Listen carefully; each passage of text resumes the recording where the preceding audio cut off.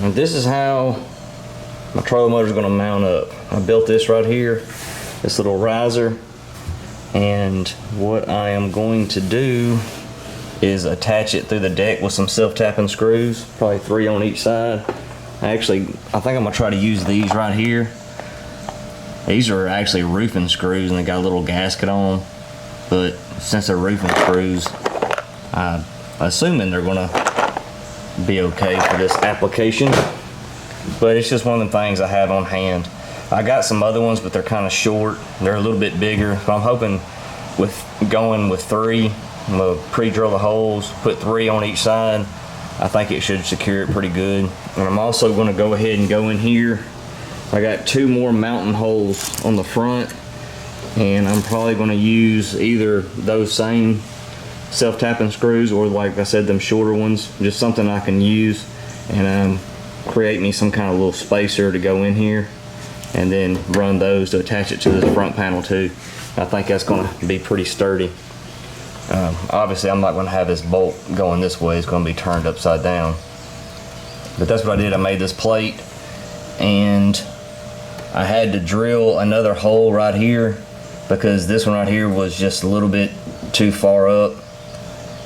So I drilled a hole through the actual trolling motor bracket and attached it there and there. And like I said, I'm gonna put one more up front. And I think it's gonna work okay.